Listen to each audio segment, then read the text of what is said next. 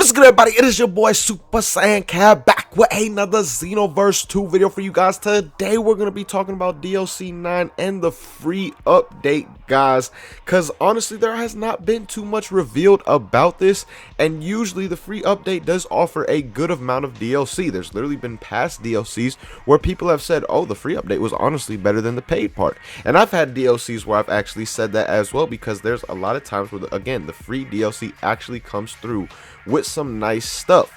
So as of right now, we're going to talk about what we have confirmed basically for the free update. It is not much at this point in time. Hopefully we get some more news regarding what's going to actually be coming within this upcoming week and things of that nature, because if the Nintendo Switch website or the Nintendo website alone was accurate, the DLC is literally a week away from releasing at this point in time. But that's only if that was accurate. Again, like I said in that video, you want to take that with a grain of salt, because it is the Nintendo website. The Nintendo website of all websites for Xenoverse 2 is probably going to be the least accurate or the least reliable between like PS4 and Xbox or Steam as well.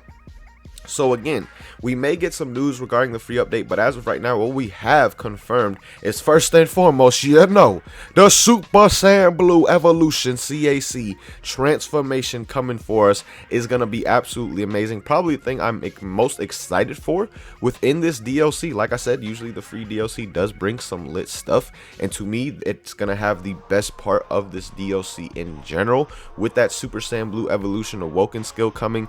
But also we have some adjustments coming to Crystal Raid mode. Not really adjustments, but new characters with Hercule and Cybermen. I don't necessarily understand that. It's kind of cool in the sense that you'll be able to use these characters and they're gonna actually be pretty OP, I'm assuming. Like, imagine Cybermen with marbling drop and all this other nonsense and just putting the absolute beat down on people with Cybermen at the same time. So I guess that's cool in that sense. But at the same time, I don't know if it's something that a lot of people want. Let me know how you guys feel about that down below in the comments. If that's something that you guys will just like test out once or twice, or if that's something that you think will be fairly cool and you'll actually utilize the Crystal Raid mode more because of that. Let me know that down below in the comments. But that's the second thing that we know of as of right now, coming within the free update for DLC 9. Now the third thing that we know is some new Hero Colosseum figures. Not many people care about that, but there are some out there that still do at this point in time, still play the Hero Colosseum every now and then. Personally, I think it could have been an amazing mode. They just needed weekly updates, or at least at the longest bi-weekly updates. The fact that they just updated it with each and every single DLC was just far too long for a gacha game like that, or a gacha type of mode, to really thrive. Gacha modes need constant updates, and I've always said that in the past. So again, there is that coming as well. And then there's this kind of mystery thing. I could not find the tweet about it. I don't know which Bandai Twitter tweeted it out. I was looking on the US and the UK Twitter earlier to see if I could find it. I could not find the exact tweet, but basically in one of their tweets talking about DLC 9, they mentioned something of a new online feature. I don't know what that feature is exactly going to be. I'm assuming it's not going to be a new mode. I mean, it possibly could be, but I don't think it will be, just because it said feature instead of mode. And I'm also curious as to whether or not the new online feature was really referring to the Crystal Raid mode, adding Hercule and Cybermen. I really hope that's not the case, and there's something else that we do not know about at this point in time for DLC 9's free update, because that would be absolutely lit and it would make the free update that much better. But then also the traditional things that usually come in free updates, like costumes, skills, or anything like that, we have gotten no news regarding that. And usually the V-Jump scans will reveal things about that. They have in the past, but we've gotten absolutely nothing regarding the free update so far. But if we do, I will definitely make a video for you guys. But I wanted to make this video right here to go over the things we have, and then talk about some things that I would personally love to see. First and foremost, some more skills, because the fact that 8 skills supposedly, again, that's coming from the Nintendo website on the description of DLC pack 9, it said we're only getting 8 skills for our CAC. If you count up the amount of skills that come between all 3 characters, it's like 12 or something like that. 12 brand new skills that are actually going to be in the game. So if we're getting 12 brand new skills from those characters, why would we only get 8 as far as the paid DLC goes, unless 4 of the skills are actually planned to be free DLC, which kind of wouldn't make sense. The fact that they're splitting skills from paid characters into the free part and the paid part, that's a little bit weird, but it is a possibility, seeing how, again, there are like 12 skills coming from all those characters between both Vegeta's and Ribrianne. I believe both Vegeta's together have 6. They either have 5 or 6, and then Ribrianne, of course, like we already know, has 6 confirmed for sure. So again, that's 11 or 12 skills right there, and for only getting 8, there are some left out, so that could be coming in the free update. I definitely do not want to have any skills from new characters that are not available for my CAC. Really bothered me when Ultra Instinct Goku, I know it bothered a lot of other people as well, when Ultra Instinct Goku came out and we did not get his skills for our CACs at the same time. That was just absolute nonsense.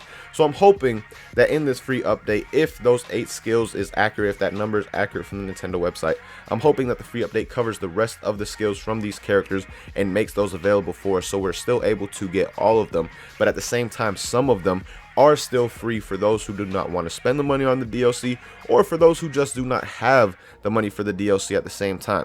Now, one thing I know a lot of people are going to probably ask about is a story mode, guys, and honestly, I don't see them having enough for a story mode at this point in time, unless they were just to skip the Tournament of Power in general and move straight on to Broly and the Dragon Ball Super Broly movie and make a story out of that. Then honestly, I do not see them having what is required as of right now to be able to actually put together a story mode for us, or an addition to the story mode, because the Tournament of Power is definitely not complete. You still need characters like Topo, Kale, Caulifla. At the very least, you need those 3 just to be able to make the story. Now, Dispo, of course, would be a nice addition as well to make it that much better, but at the same time, you need those characters to add a Tournament of Power story. So the Broly one is possible, but then again, I do not see them skipping over the Tournament of Power completely, because that is something that they could add into the game at some point, and just moving on to the Broly. So what I'm thinking is that DLC Pack 10 Ultra Pack 2 is most likely going to contain those Tournament of Power characters, and that's when we'll see another story mode with the Tournament of Power one, and then we may even have the Broly movie in that DLC story mode as well, all grouped into one, which would be fairly lit. But again, I do not see it coming with this one right here, just because we don't have the characters yet for the Tournament of Power, and I do not see them skipping over it, like I said before. So I wanted to answer that really quick, because I know a lot of people are going to ask about that for all my PvE players and even the PvP players. You know, a new story, new animations, new scenes is cool to see, especially when it's done a bit differently. So again, wanted to knock that out really quick before we ended this video. Like I said in this video, though, we talked about everything that is confirmed: Super Saiyan Blue Evolution, the new Crystal Raid editions, the Hero Colosseum stuff coming. Some stuff I would like to see, like I said, is the completion of all the skills coming. I would have liked to see a story mode as well, but that's highly unlikely.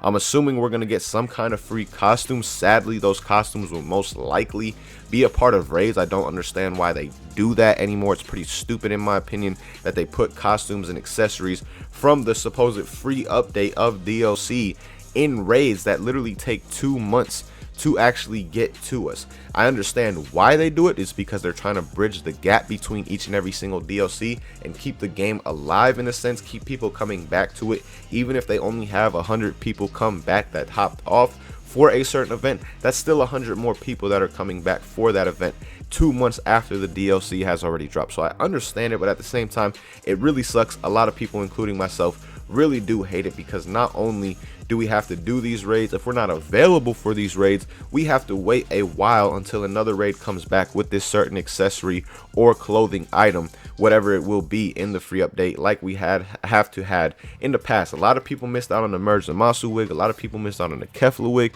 Things like that honestly suck, because people do have lives, people do have jobs, and they're not able to play the game every single day. So hopefully the free update does not do that this time around, but if we do get costumes and stuff like that, just be prepared for something like that to actually come with raids and stuff. Maybe expert mission, not expert missions. I highly doubt we get any new expert missions, but raids are most likely how they're going to distribute that out. But all in all, again, man, that's what we know we're going to be getting in this DLC 9's free update.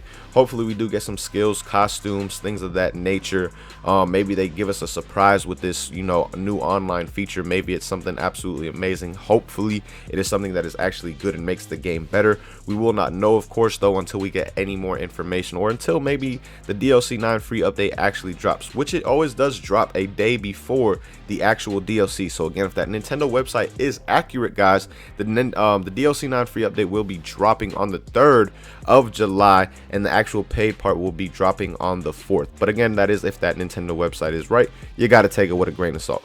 But as always, man, thank you guys so much for watching. Let me know your guys' thoughts on all this down below in the comments. Until next time, hope you guys have a good day. As always, peace, y'all.